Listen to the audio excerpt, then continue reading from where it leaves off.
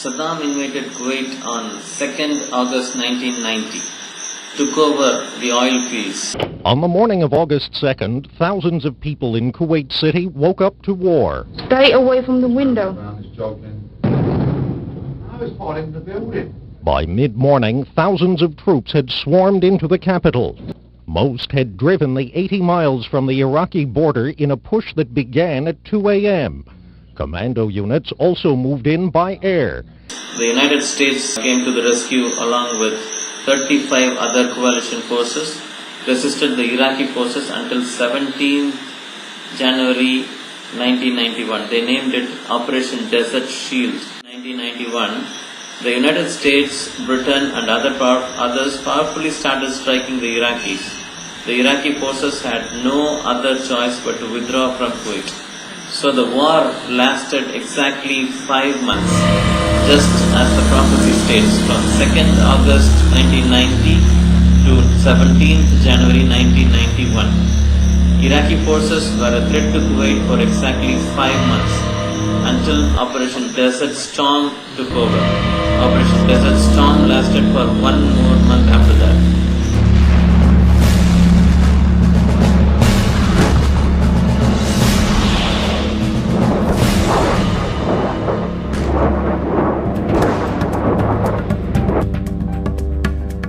As the artillery died down, more than 150,000 coalition troops and over 1,500 tanks began their advance.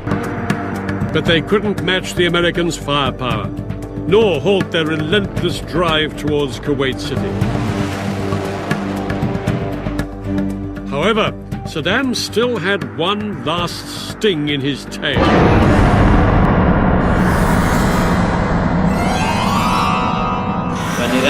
When Iraq withdrew from Kuwait, it fired up the entire Kuwaiti oil fields, about 700 in all. The blazing fire from the Bottomless Pit was so immense that nothing can extinguish them for many months. They billowed up smoke like the smoke of a great furnace for many months, covering up the sky completely. The oil fields never saw sun for months.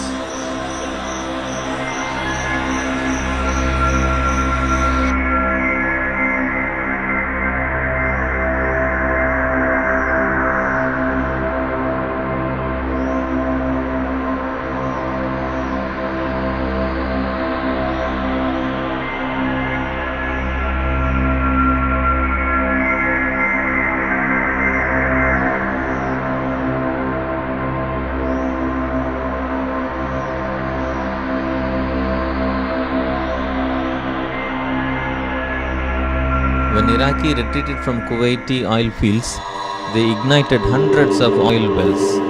Oil gushed out of the wells from the belly of the earth, the abyss. It burned so fiercely that it literally resembled smoke of a great furnace. Oil wells are more than 3,500 feet deep. It perfectly matches the depth Apostle John used in Greek, the word abyssos, meaning the abyss.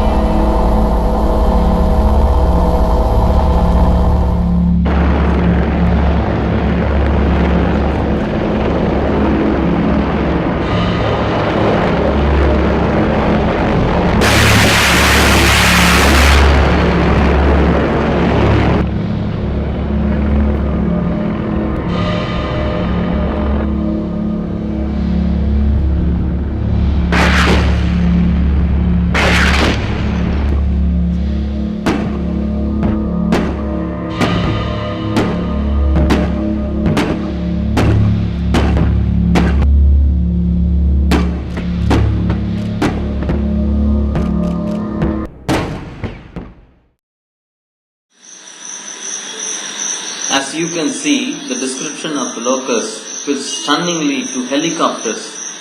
Apostle John, when he saw the vision, used descriptions available in his days for modern warfare of our present time. That's why the description of the locust. When I first understood this prophecy, I was so filled with amazement at the accuracy of how God is awesome. He has revealed a prophecy in our own days with stunning details. It changed the way I look at the Bible. Ancient the writings, but how up to date the writings are.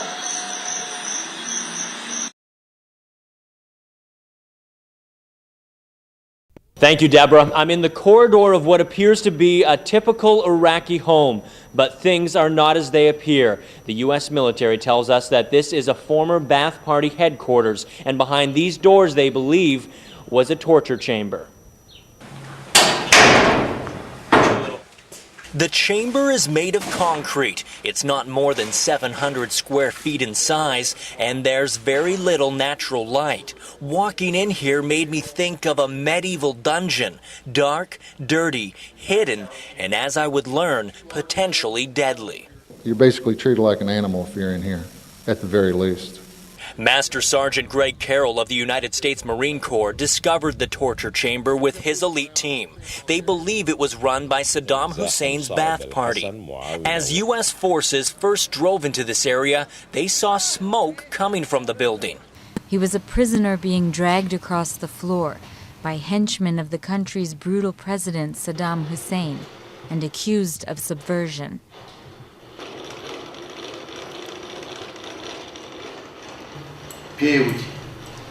They told me, if you confess, we will not torture you. And if you will not confess, we will put a power cable in your penis and pass an electric current through it. The Red House, as it was called then for its pinkish red walls, was once one of the most infamous torture centers in Iraq. It housed almost exclusively captured Kurdish rebels fighting the ex-dictator's regime. The fighters gained control of the prison in 1991, and 5 years later they turned the building into a museum, shining a spotlight on the horror that took place within its walls. And while the facility is now called the National Museum in order not to forget, for visitors like Kamran, trying to forget is a daily challenge. According to Amnesty International's 2013 annual report on Iraq, security forces still use torture to extract information from detainees, and those so-called confessions could be used as evidence against them at trial, making this museum not just a reminder of a dark past, but a warning for Iraq's future. And they had a king over them, the angel of the bottomless pit, whose name in Hebrew is Abaddon, but in Greek he has the name Apollyon. In Hebrew it is Abaddon, in Greek it is Apollyon. In English this means the destroyer. A few English versions like the NIV has the destroyer itself is written on it. And lo and behold, in Arabic it is Saddam. The name destroyer is translated as Saddam in Arabic. Isn't that shocking? The word destroyer in Arabic is Saddam. Saddam's mother had complications in pregnancy and was advised to abort the child when she was carrying him, it seems. She didn't want to do that, so she moved into a Jewish area in Baghdad where the pest doctors lived, and she delivered the baby. She named him Saddam because he almost killed her. The name means the destroyer. There have been other prophecies also. Previous 4 trumpets already happened. I will try to make a video on that very soon.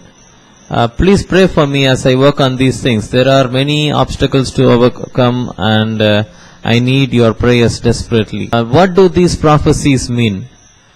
It means a powerful end-time prophecy has just happened, and we better pay serious attention to the Bible and get ourselves prepared for receiving our Lord Jesus Christ to earth as King. I pray this inspires you.